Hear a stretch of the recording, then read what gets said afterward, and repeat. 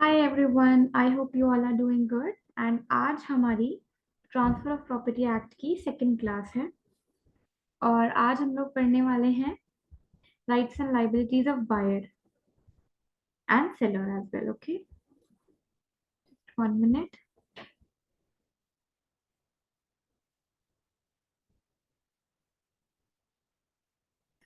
Okay, so I hope I am audible and visible as well. Okay, तो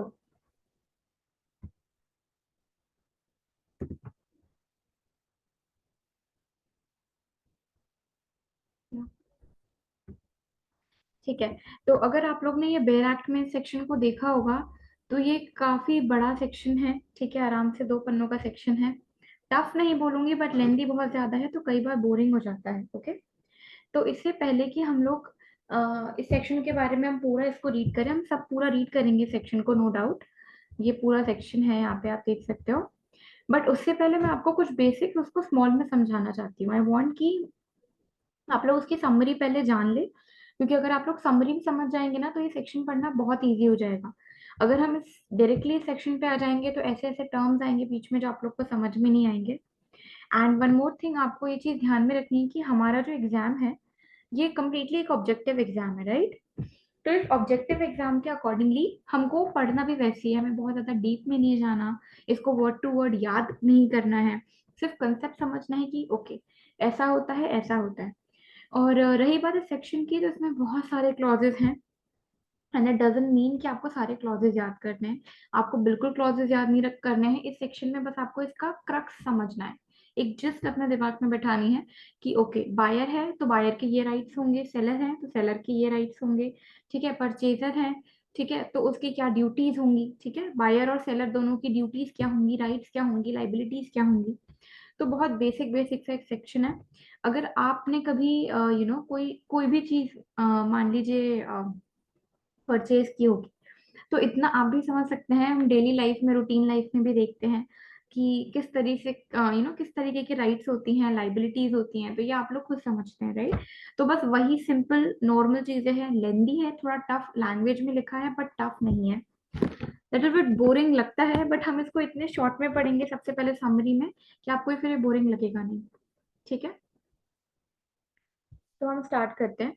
और अब मैं जिस तरीके से आपको बताने जा रही हूँ, जो समरी में बताने जा रही हूँ, आई विल सजेस्ट कि आप उसको उस तरीके से नोट्स बना के लिख लें।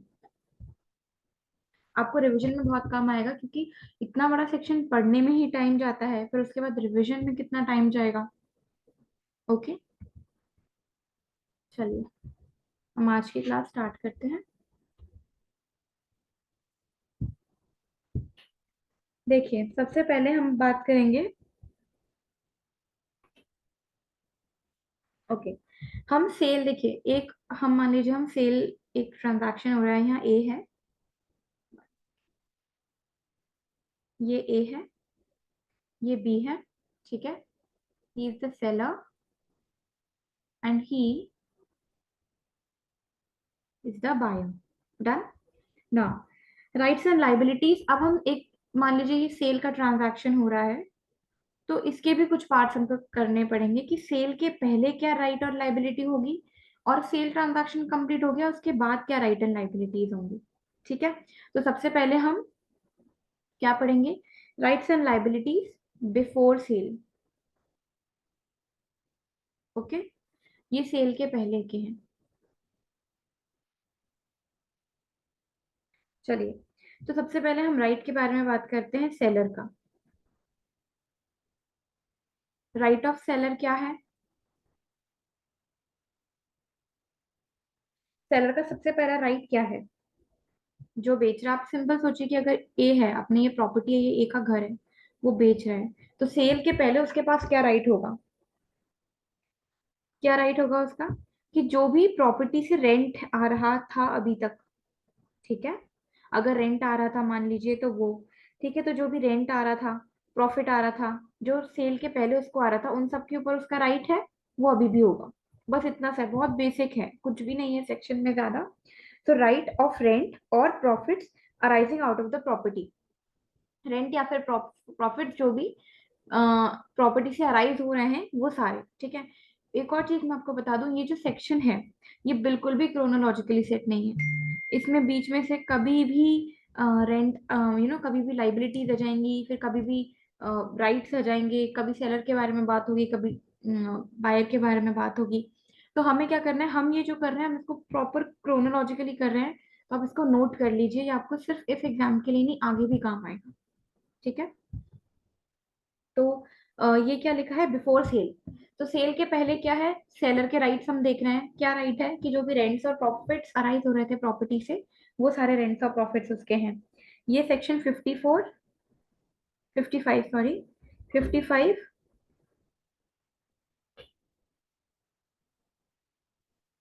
सबसेक्शन 4 क्लॉज ए में दिया गया है। ठीक है। उसके बाद हम बात करते हैं राइट ऑफ बायर। बायर का क्या राइट है, बायर्स लियन ओवर द प्रॉपर्टी, ये इसका राइट है।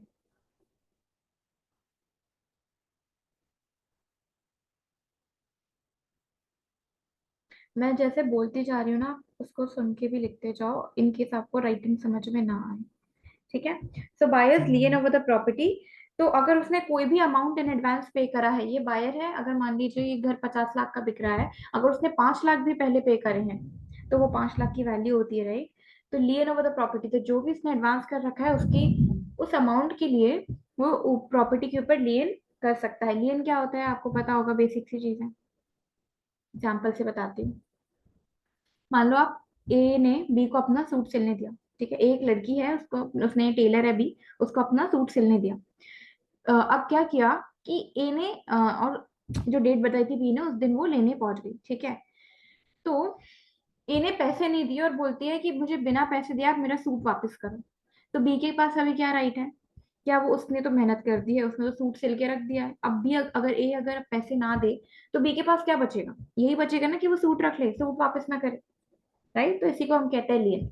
कि अगर ए ने मान लीजिए सूट सिलने दिया था, ए ने अपनी प्रॉपर्टी बी को दी उसके ऊपर कुछ काम करने के लिए, बी ने वो काम भी करके रख लिया, पर अब जिसने दिया था, जैसे मान लीजिए बेलर था, ए था, ए ने दिया था, वो उसका पैसे वापस नहीं कर रहा है, उसके पैसे नहीं दे रहा, उसके काम के पैसे नहीं दे रहा है, तो बी के पास क्या राइट हुआ, वो प्रॉपर्टी रख ले। अब जब तक वो पैसे नहीं देगी लड़की, तब तक भी उसका सूट रखा रहे। तो ये है उसका राइट ऑफ लियन। ठीक है, इसको हम कहते हैं लियन। तो बी लियन कर सकता है, अगर कुछ भी पैसे उसने पहले से दे रखे हो, तो उस प्रॉपर्टी के ऊपर वो लियन कर सकता है। ओके। अब हम बात करते हैं लाइबिलिटीज की।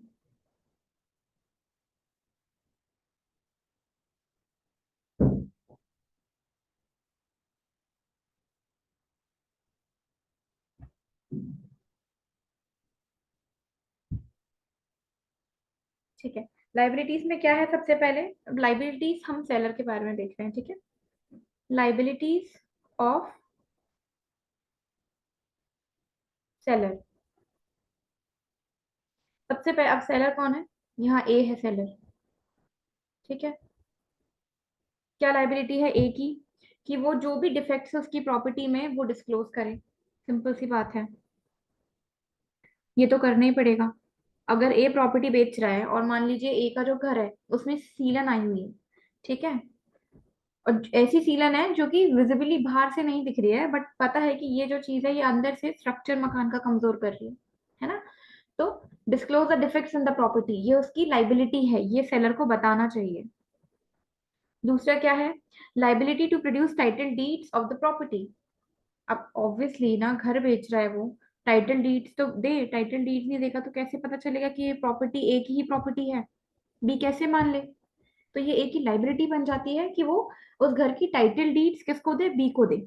ठीक है, बी को शो करे कि वो प्रोड्यूस करे टाइटल डीड। टाइटल डीड्स क्या होता है, फॉर एग्जाम्पल मकान की रजिस्ट्री हो गई। ठीक है। तो ए की सेलर की क्या लाइबिलिटी है कि जो भी मकान के टाइटल डीड्स हैं वो बी को वो प्रोड्यूस करे, बी के सामने उनको लेकर आए। थर्ड क्या है, to answer any question relating to title of the property. ठीक है, आंसर एनी क्वेश्चन, मैं धीरे से फिर बोल देती हूँ। To answer any question relating to title of the property. अब मान लीजिए ए टाइटल डीड लेके आया, बी के सामने उसने रखी कि मेरे घर की रजिस्ट्री आप देख लो। अब बी उससे कुछ क्वेश्चन पूछता है कि अच्छा कैसे, क्या, कब खरीदा था आपने, कैसे में खरीदा था, किससे खरीदा था, कितने में खरीदा था। ठीक है। जब आपने खरीदा था तो कितना टाइम था, नया मकान है पुराना है। तो ए बोल दे नहीं मैं ये चीजें आपको आंसर नहीं कर सकता टाइटल डीड्स के बारे में, या बी पूछे कहाँ से आया आपके पास, तो ये चीज तो वो नहीं कर सकता ना। तो जो भी टाइटल डीड्स के बारे में क्वेश्चन बी के पास, सिंपल सी बात है, अगर बायर है वो अपने 50 लाख रुपए दे रहा है तो उसके क्वेश्चन होंगे प्रॉपर्टी के ओनरशिप के बारे में। क्यों? क्योंकि सेल में हमने फर्स्ट लेक्चर में क्या पढ़ा था कि सेल में प्रॉपर्टी की ओनरशिप ट्रांसफर होती है, राइट। अब क्योंकि ओनरशिप ट्रांसफर होती है तो बी डेफिनेटली पूछेगा आप कैसे ओनर हो इसके। सिर्फ टाइटल डीड्स तो फॉर्ज भी हो सकते हैं, है ना। तो जो भी आंसर्स भी पूछता है टाइटल डीड्स के बारे में, वो सारे आंसर्स का उन सारे क्वेश्चंस का आंसर देना पड़ेगा। किसको आंसर देना पड़ेगा? किसको? सेलर को। Okay. Liability to produce title deeds of the property, to answer any question relating to the title of the property, third हो गया। फोर्थ क्या हो गया? To sign the transfer deed, है ना, ये बहुत बेसिक सा।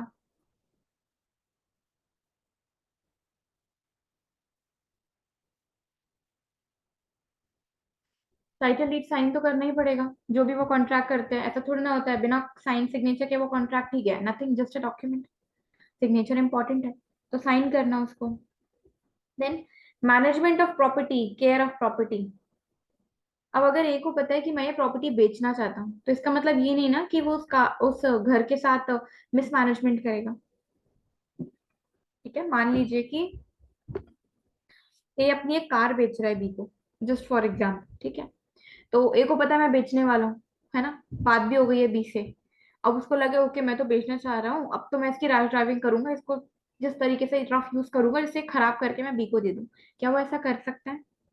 अब कर तो सकता है बट दैट इज रॉन्ग, है ना। तो this is the liability of the seller, कि जब तक वो प्रॉपर्टी उसकी ओनरशिप पे है, वो बिकने वाली है, उसको पता है, तो उसकी प्रॉपर मैनेजमेंट करे, उसकी प्रॉपर केयर करे। ठीक है। Then we come to the sixth point. Sixth point क्या है? To pay any encumbrances before cell.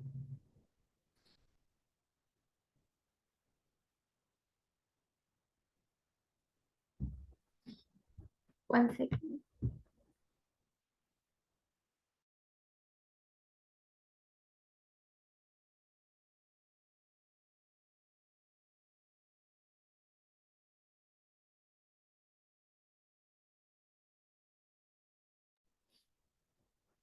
Yes, क्या है ये? To pay any encumbrances before cell. अब मान लीजिए ए जो था वो अपना घर, आई hope I am completely Audible, या। तो मान लीजिए कि ए क्या कर रहा है, अपना घर बेच रहा है, ठीक है। तो अब मान लीजिए इसके ऊपर बहुत सारा टैक्स है, ठीक है। आपने Madhya Pradesh land revenue code, Chhattisgarh land revenue code, ऐसे सारे स्टेट्स के अपने अपने लैंड रेवेन्यू कोड्स होते हैं, जिसमें लाइबिलिटी रहता है कि भूमि स्वामी जो होता है उसको कुछ टैक्स पे करना रहता है, ठीक है, उस प्रॉपर्टी को होल्ड करने के लिए, ठीक है, रेवेन्यू पे करना रहता है। वो मान लीजिए उसके ऊपर वो रेवेन्यू ड्यू है, कुछ वाटर चार्जेस थे वो ड्यू है, कुछ इलेक्ट्रिसिटी चार्जेस थे वो ड्यू है। तो क्या वो ऐसी प्रॉपर्टी दे देगा? पूरी रेवेन्यू, मान लीजिए एक ही 50 लाख की प्रॉपर्टी है जिसके ऊपर 50 लाख का ही रेवेन्यू भी ड्यू है, तो can he give such property? Obviously उसकी लाइबिलिटी क्या बनती है कि वो जो भी इनकम्बरेंसेस हैं उनको क्लियर करके उस प्रॉपर्टी को दे। Done.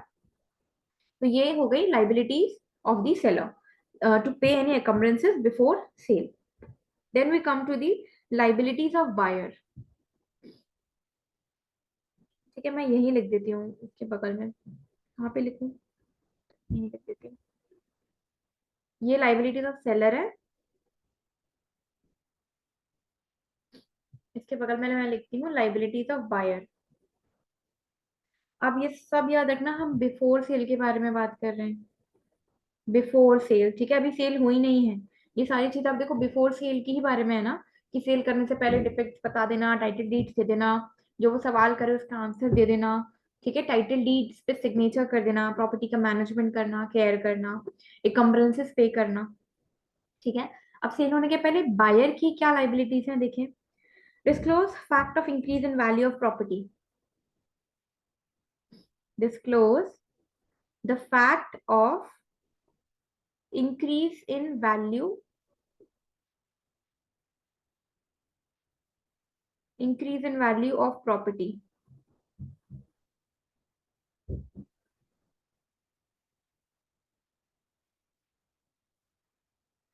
Disclose the fact of increase of value of property.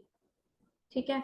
अब जनरली क्या होता है, अच्छा फॉर एग्जांपल आप एक मान लीजिए फ्लैट खरीदने जा रहे हैं, ठीक है। आपको पता है कि अभी मैं जो फ्लैट ले रहा हूँ वो 30 लाख का है, बट पीछे एक मॉल बनने वाला है, जैसे फीनिक्स मॉल खुल रहा है आपकी बिल्डिंग के पीछे, जिसके बाद उस प्रॉपर्टी की कीमत बढ़ जाएगी। मान लीजिए आज 30 का ले रहे हैं तो वो 50 लाख का हो जाएगा। You know this. आप बताओगे उनको, आप जिनसे घर खरीद रहे हैं, कि आपकी लैंड की वैल्यू बढ़ने वाली है, आपके फ्लैट की वैल्यू बढ़ने वाली है? आप नहीं बताओगे, राइट। ये ना जनरल केस आप नहीं बताओगे। बट बायर की लाइबिलिटी होती है, ठीक है। तो obviously this is not mandatory कि आपको बतानी है। Nobody will do this कि आज 30 लाख का मिल रहा है, कि आप सेलर से बोलो आप अभी रुक जाइए सर, मैं आपसे ना बाद में लेता हूँ, 6 महीने बाद इसकी प्रॉपर्टी की प्राइस बढ़ने वाली। Nobody will do this, right. इसलिए ये लाइबिलिटी है। क्या लाइबिलिटी है, कि अगर प्रॉपर्टी में कोई इंक्रीज होने वाला है, increase in value of property होने वाली है, तो यू हैव टू टेल कि प्रॉपर्टी में डिस्क्लोज करना है इस बात को कि प्रॉपर्टी की वैल्यू इंक्रीज होने वाली है। ठीक है। तो this is what, this is nothing just कि एक लाइबिलिटी है बायर की, देन टू पे द प्राइस। इससे इजी और क्या होगा, आप बताओ।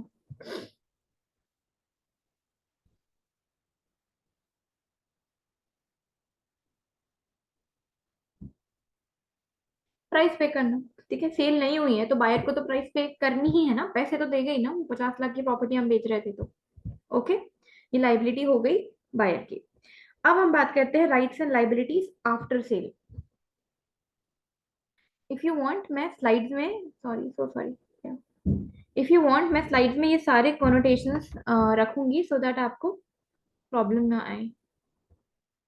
या तो ये क्या है, ये बिफोर सेल है, इस चीज का आप ध्यान रखना। ये सारी rights and liabilities before sale हैं। ठीक है। Now we move on to after cell.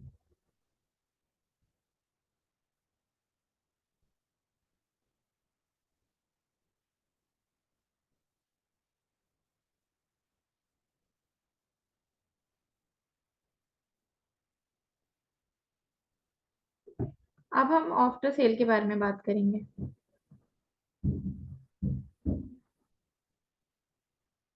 क्या है देखिए आफ्टर सेल। सबसे पहले हम राइट्स के बारे में बात करेंगे सेलर की।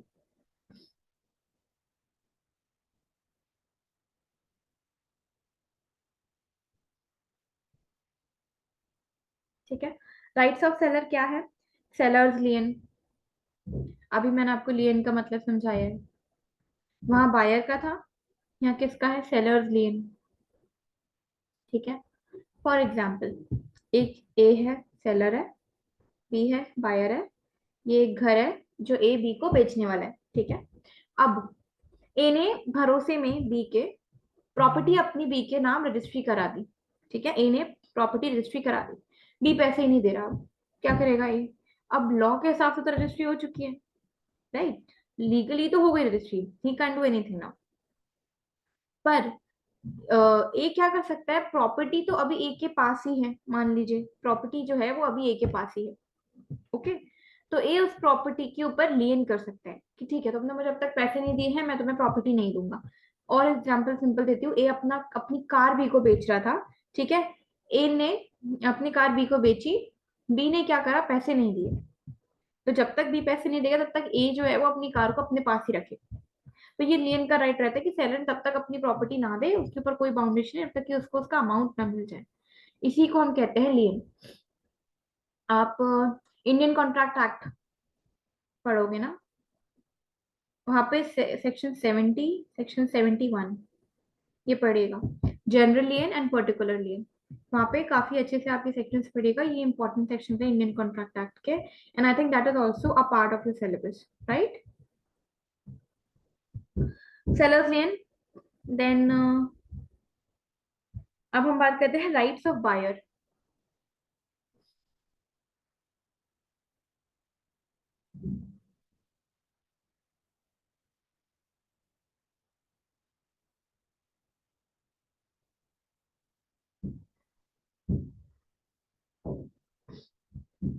देखिए राइट्स ऑफ बायर में क्या है, benefit of increments in the property and जो भी इंप्रूवमेंट्स हुए हैं। अब देखिए सेल हो चुकी है, सेल हो गई है, तभी हमने बोला सेल तो हो गई, लेकिन उसने पैसे नहीं दिए तो ये लीन करके रखेगा। अब बायर का क्या राइट है, अब उसने खरीद लिया, बी ने मकान खरीद लिया, अब उसके क्या क्या राइट्स होंगे, इंक्रीमेंट्स इन द प्रॉपर्टी। अब जो भी प्रॉपर्टी में इंक्रीमेंट्स होंगे, अब मान लीजिए छह उसने बेचा, 6 महीने में 30 लाख का फ्लैट हो गया 50 लाख का, इंक्रीमेंट हुआ, राइट किसका है, अब तो बायर का है। अब थोड़ी ना सेलर आके बोलेगा कि मैंने तो 30 लाख में दिया था, 6 महीने में प्राइस बढ़ गई। ठीक है, तो जो भी इंक्रीमेंट्स होते हैं प्रॉपर्टी में, ये सारे अब बायर का राइट है। उसके अलावा जो भी इंप्रूवमेंट हुए हैं प्रॉपर्टी में, ठीक है।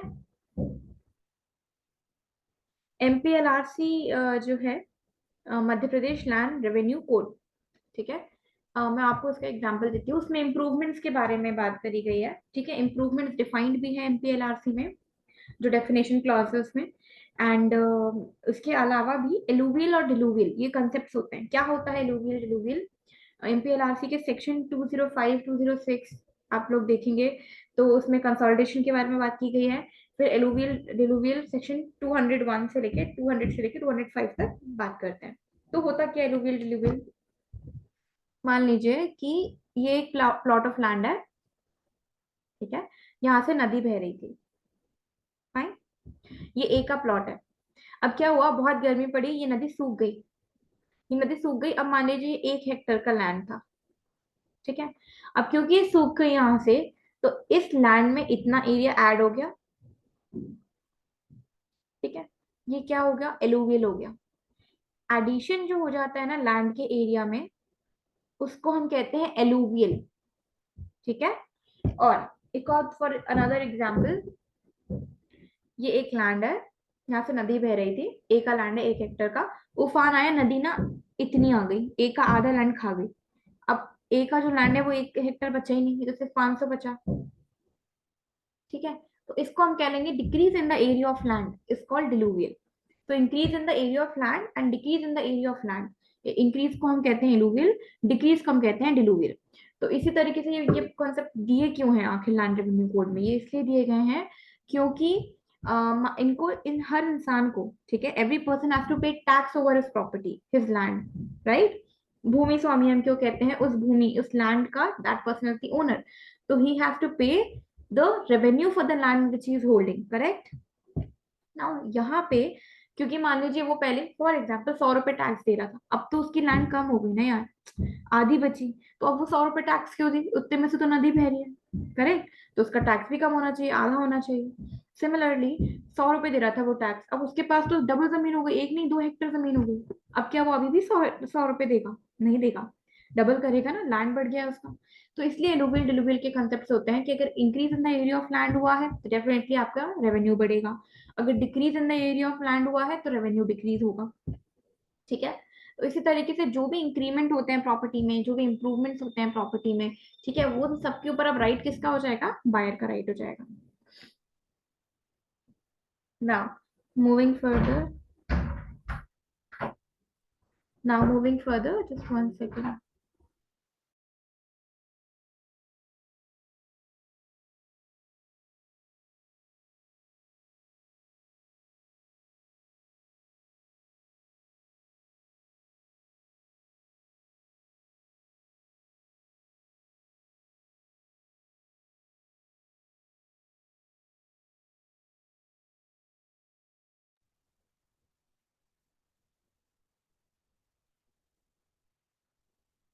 Yeah, I hope I am audible and visible now. Mute. Okay. Yes. Now increment and improvement के बारे में हमने बात करी, या नाउ यू सी सेकंड क्या है, benefit of increment and improvement. अब हम बात करेंगे लाइबिलिटीज के बारे में।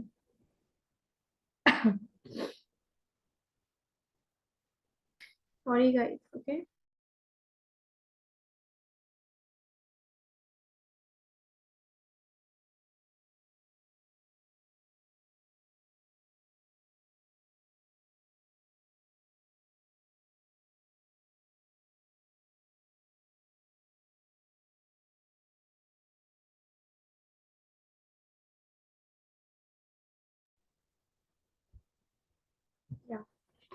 So sorry guys.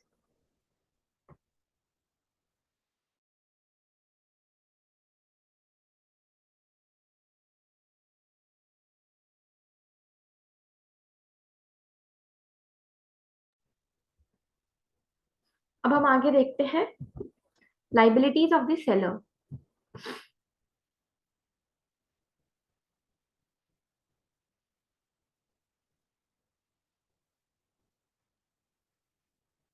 ठीक है, लाइबिलिटी ऑफ सेलर का क्या है? अब ये सेलर की सेल हो चुकी है, अब देखिए सेल ऑलरेडी हो गई है।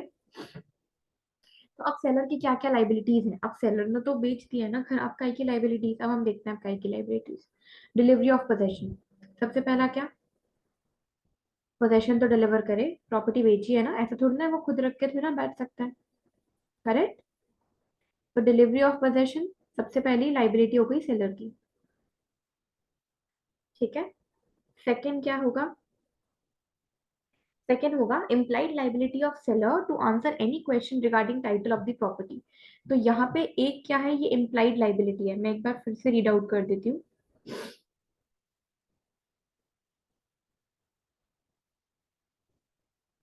implied liability of seller to answer any question regarding title of the property। तो अगर बाद में भी मान लीजिए, मैं आपको इसको एग्जांपल से समझाती हूँ, ओके? ठीक है, फॉर एग्जांपल ए है, ए ने अपनी प्रॉपर्टी बेची बी को। ठीक है, अब बी ने वापस अपनी प्रॉपर्टी दे दी, अपनी प्रॉपर्टी बेच दी, इसी प्रॉपर्टी को बेच दिया सी को। तो बेसिकली ए से प्रॉपर्टी सी को चली गई, ए से बी को गई, बी से सी को गई। अब यहाँ जब सी पे ये पहुंची ना, अब आई यहाँ पे सी को प्रॉब्लम, क्योंकि इस जब सी ने इसको डी को बेचने के लिए चाहा, तो डी ने तो इसका टाइटल देखा कि अरे ये तो सी की प्रॉपर्टी है ही नहीं, सी ओनर ही नहीं है इसका। तो डी ऑब्वियसली किससे शिकायत करेगा? सी से ही शिकायत करेगा। करेक्ट। अब सी ने इसको किससे लिया था? बी से। तो सी किससे पूछेगा? बी से पूछेगा। बी इसको किससे पूछेगा? ए से, राइट? तो एक इम्प्लाइड लाइबिलिटी हो जाती है सेलर की, कि अगर प्रॉपर्टी के टाइटल से रिलेटेड कोई भी क्वेश्चन निकलता है, आता है, अराइज होता है बाद में भी, तो उस इम्प्लाइड लाइबिलिटी के अकॉर्डिंगली उसको उससे रिलेटेड जो भी क्वेश्चन आते हैं उनके आंसर करना पड़ेगा। ठीक है, so basically it deals with implied liability of seller to answer any question regarding the title of the property। ठीक है, अब हम बात करते हैं थर्ड पॉइंट, जो कि क्या है? Delivery of title deed to the buyer. Delivery of title deed.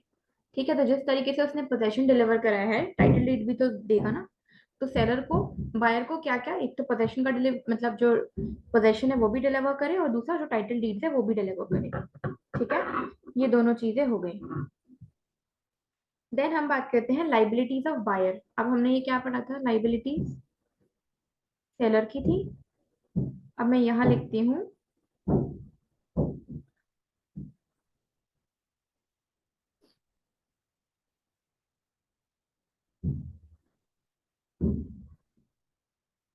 Liabilities of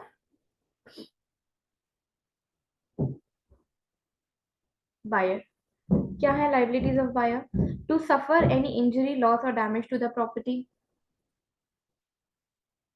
to suffer any injury, loss और damage to the property.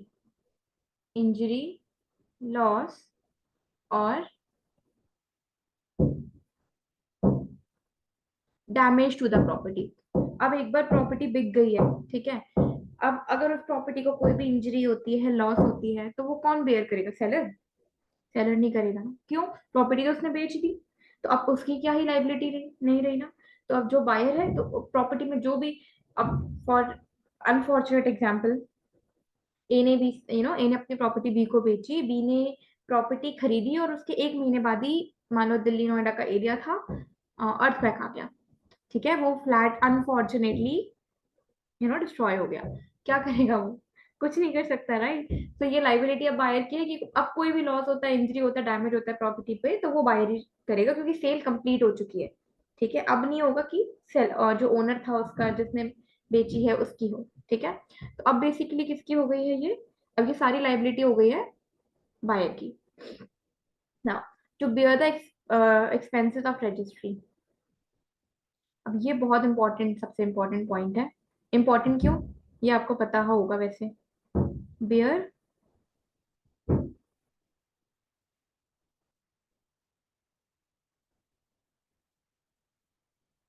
Expenses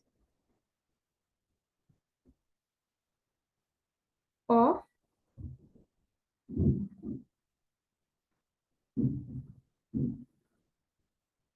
registry. ठीक है। अब आपको पता होगा, आपके किसी ने भी घर खरीदा होगा आपके पहचान में, तो रजिस्ट्री के पैसे कौन देता है? बोलते ना यार 70 लाख का तो घर आया था, 10 लाख रजिस्ट्री के लग गए, 5 लाख रजिस्ट्री के लग गए, 2 लाख रजिस्ट्री के लग गए। ठीक है। तो वो कौन देता है? ये बायर देता है।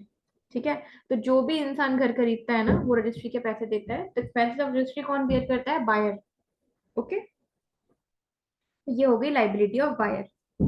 तो हमने इस वाली स्लाइड में, आगे वाली स्लाइड में, और ये वाला जो है इसको ध्यान रखिएगा, ये बिफोर है, इसके बाद जो है ये आफ्टर है। ठीक है। तो इन स्लाइड में हमने क्या क्या चीजें देखी है? Rights and liabilities of buyer and seller. And आपको ये पूरा सेक्शन पढ़ने की कोई जरूरत नहीं है। ठीक है। इतना बड़ा हमारे एग्जाम के लिए इंपॉर्टेंट नहीं है। ये बेसिक बेसिक सी चीजें हैं कि ये लाइबिलिटीज हैं। ठीक है। ये राइट्स है, ये लाइबिलिटीज हैं, ये बायर की हैं, और ये बिफोर सेल है, ये आफ्टर सेल है। बस दैट्स इट। इससे ज्यादा ऑब्जेक्टिव में आपको एक एक क्लॉज आप, मैं चाहती तो आपको इन सब के ना, मैं आपको ये भी बता देती कि ये कौन से लाइन में, कौन से पैराग्राफ में दिया गया है। बट वो बिल्कुल इंपॉर्टेंट नहीं है, क्योंकि वो नहीं आना है। ठीक है। ये सेक्शन इतना इंपॉर्टेंट जनरली किसी भी एग्जाम के पर्पज से होता नहीं है। अनटिल अनलेस आप जुडिशरी का मेंस लिख रहे हो, और फिर जुडिशरी के मेंस में पूछा जाए, तो फिर ये चीज इंपॉर्टेंट होती है। वरना हमारे इस एग्जाम के अकॉर्डिंगली ये जो सेक्शन है, इसमें बस इतना ही हमको पढ़ना है। ठीक है। ओके। आप इसको नोट कर लीजिएगा। अब हम एक बहुत इंपॉर्टेंट टॉपिक पे आते हैं, और हमारी सेल का लास्ट टॉपिक है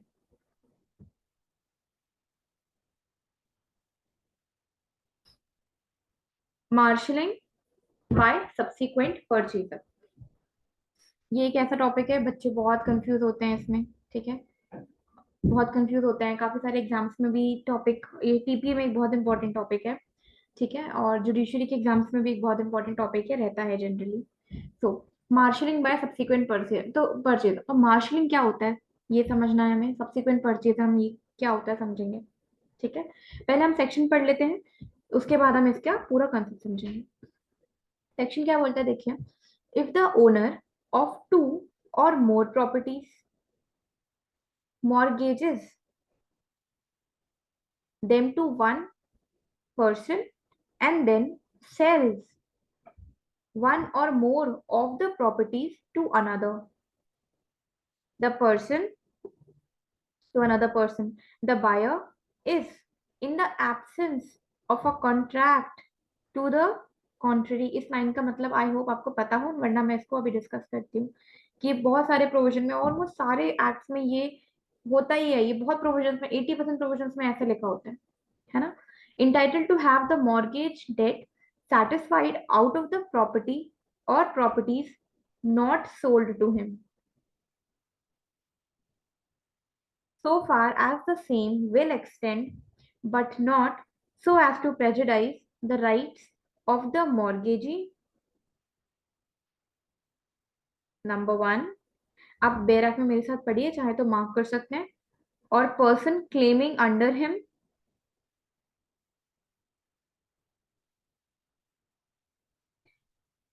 और any other person who has for consideration, ठीक है, acquired an interest in any of the properties।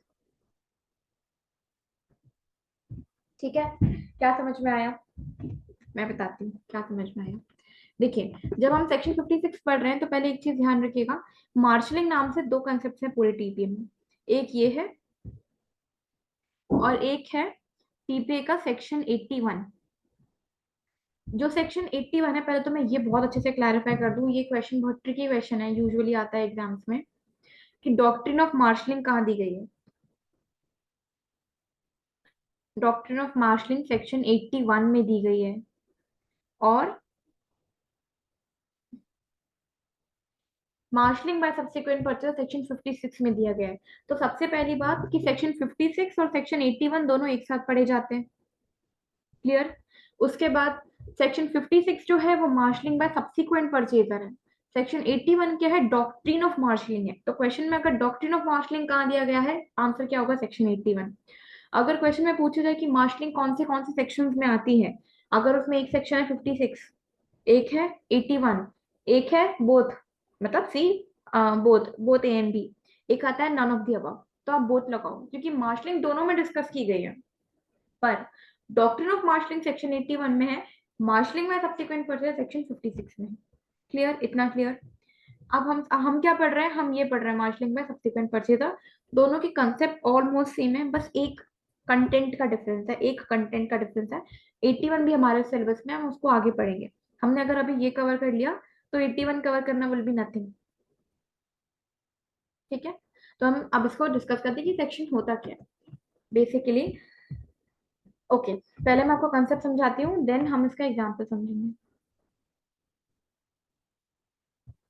ठीक है, वो क्या बोल रहा है कि व्हेन एक पर्सन है ए,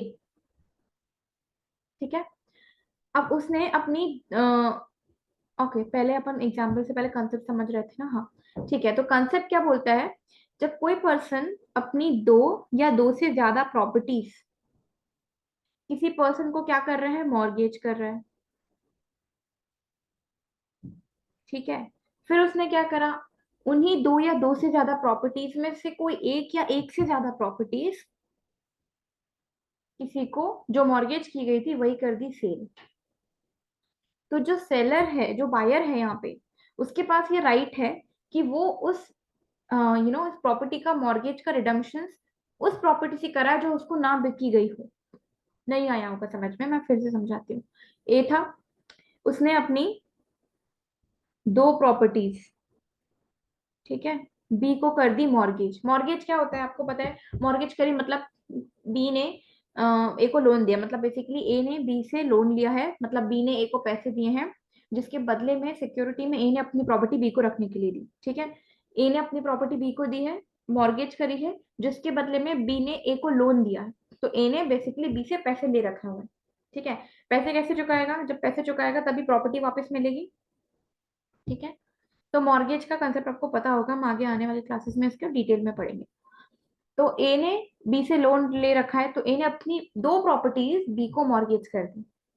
फिर ए ने क्या करा, उन दो में से एक प्रॉपर्टी लेके जो बी को मॉर्गेज की थी सी को कर दी cell.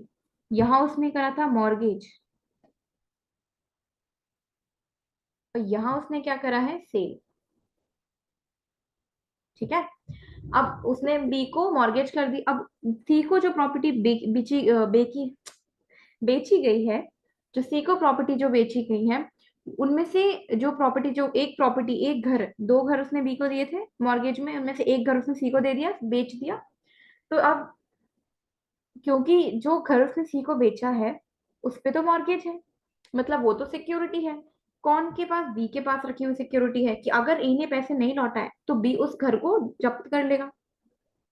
Right of redemption, right of foreclosure हम आगे आके पढ़ेंगे मॉर्गेज में।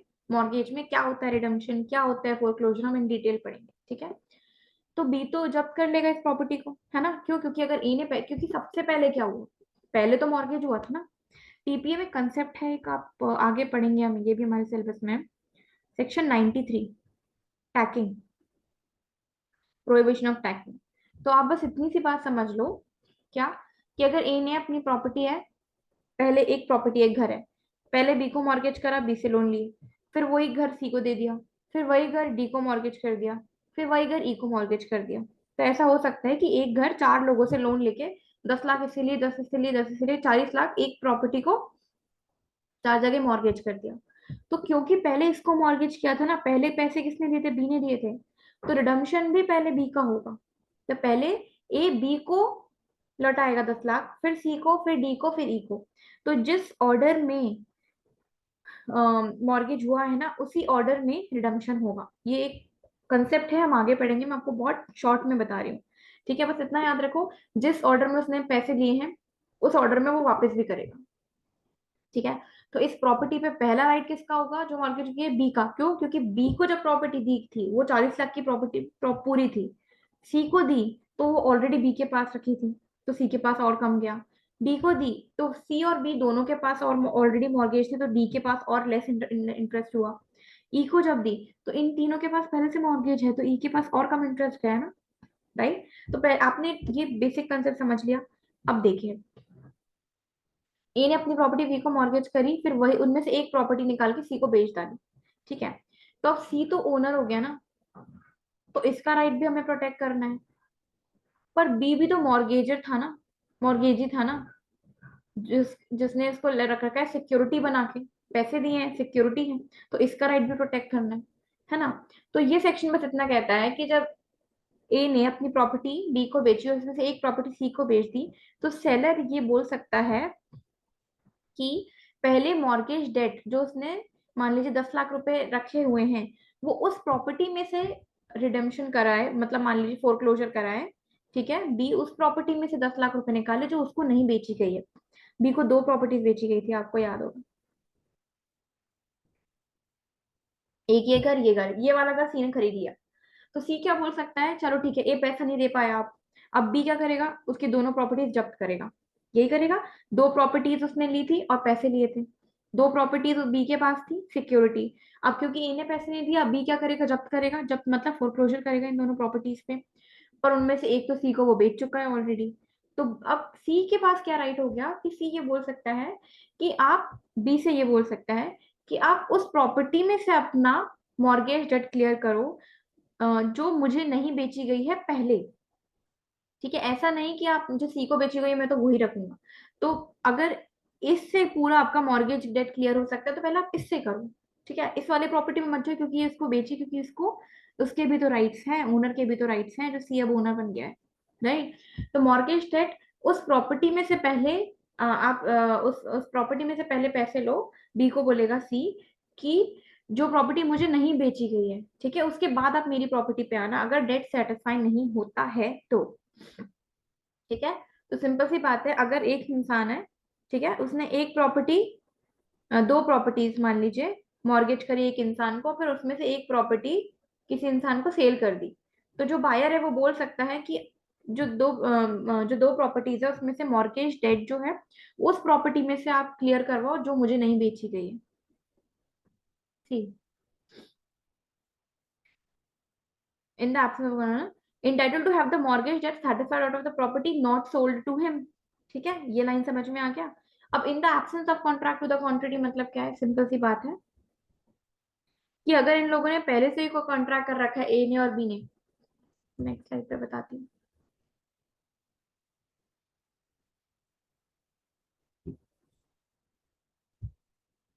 अगर ए और बी के बीच में तो पहले से ही कोई कॉन्ट्रैक्ट था कि, हाँ, सी को जब उसने ए ने बेची तो पहले से कॉन्ट्रैक्ट था कि देखो, सिंपल सी बात है, अगर बी ने बोल दिया था कि अगर ए पैसा नहीं दे पाया तो मैं तो दोनों मकान रखूंगा।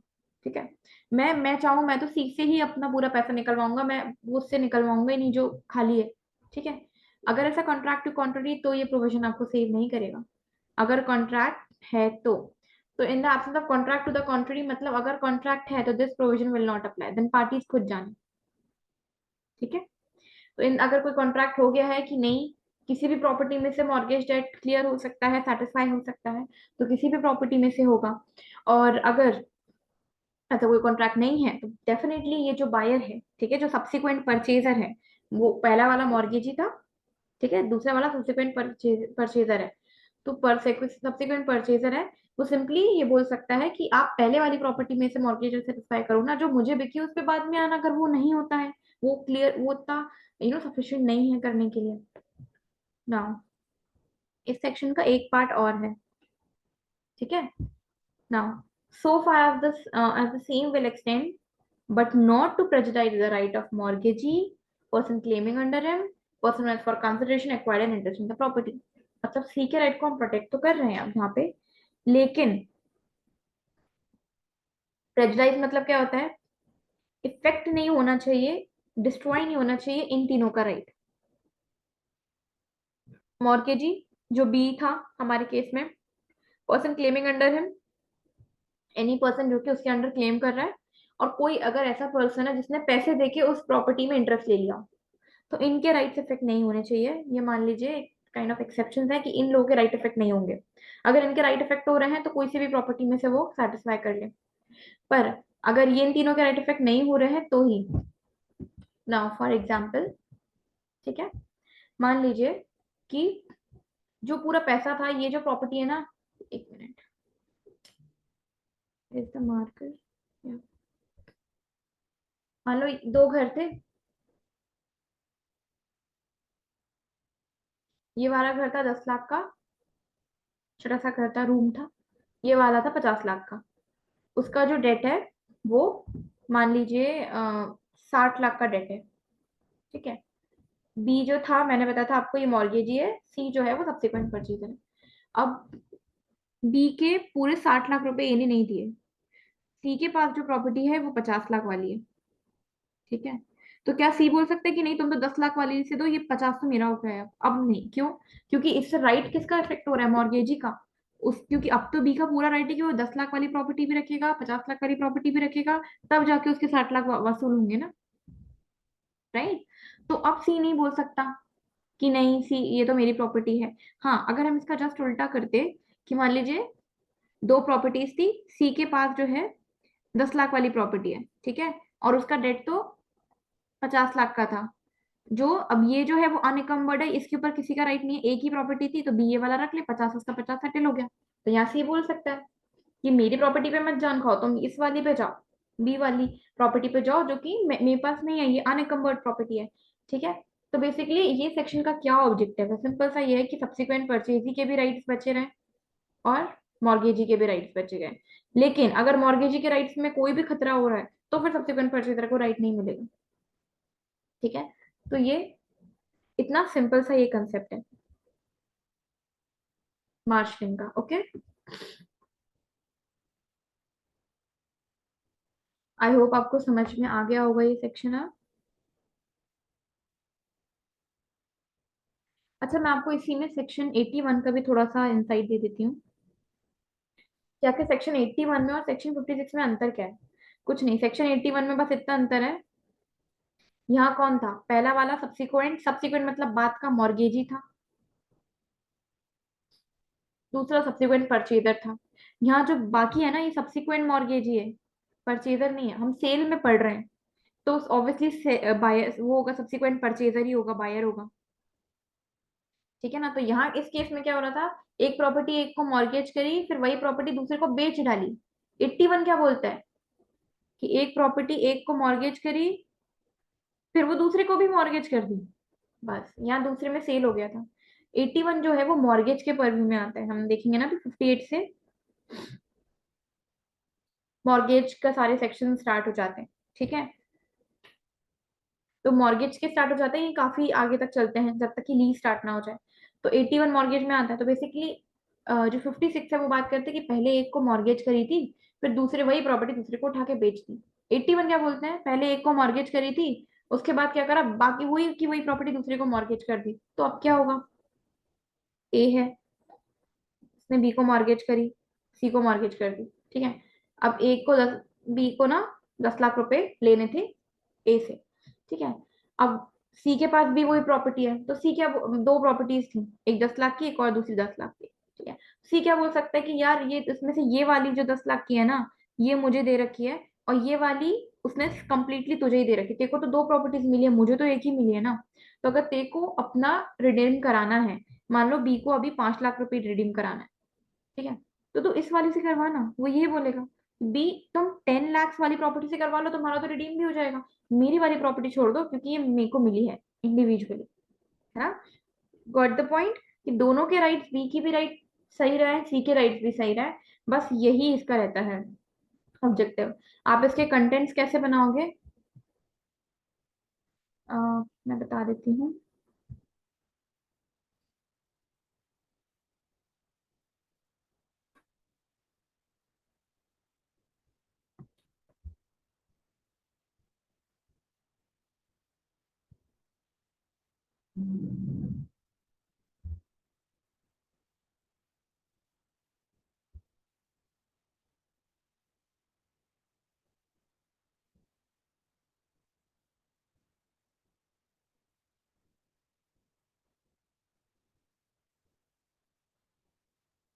Enough I think.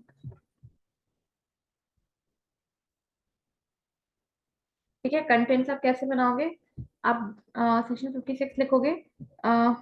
देन याद रखने के लिए पहला content, two or more properties mortgage to one person, two or more properties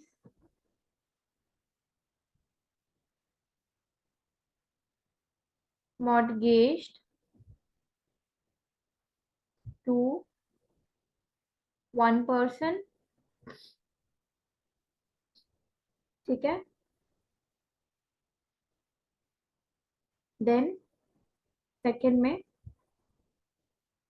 one और more out of the two or more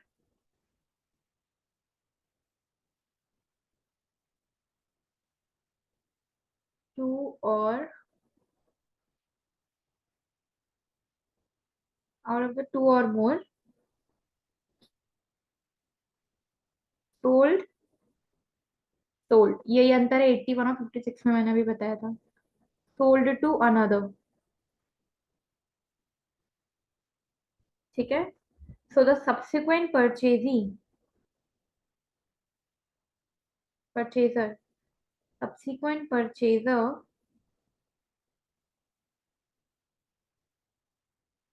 has the right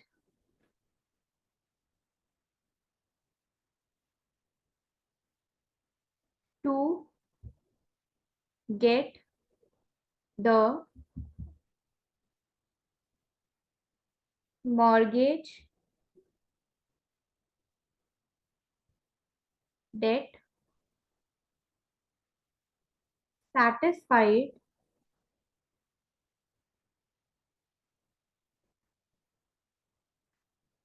out of the property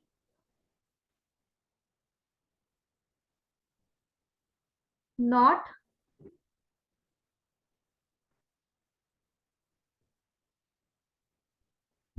not sold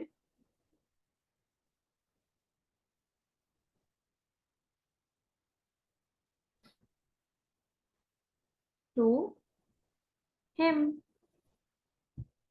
ठीक है, बस ये इतना ही है।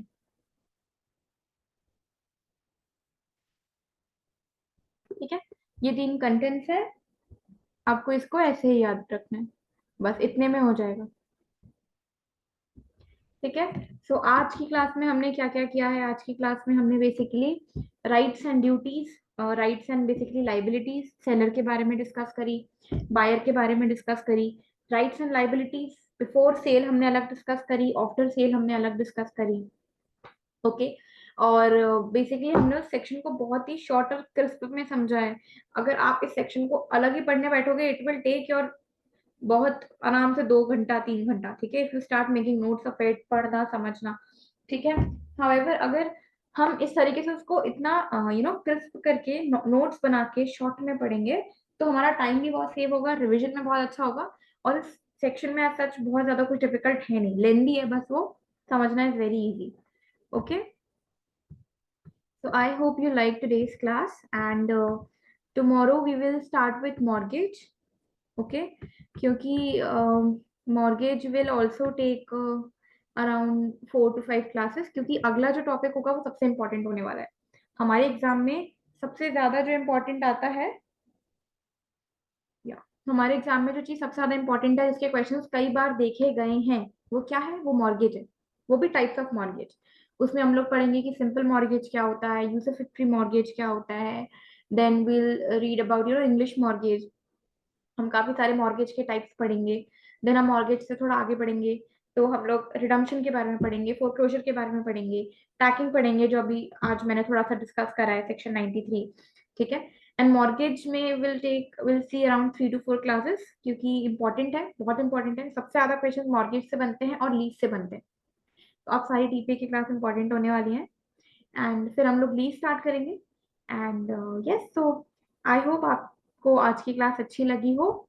एंड या, so that's all for today, thank you.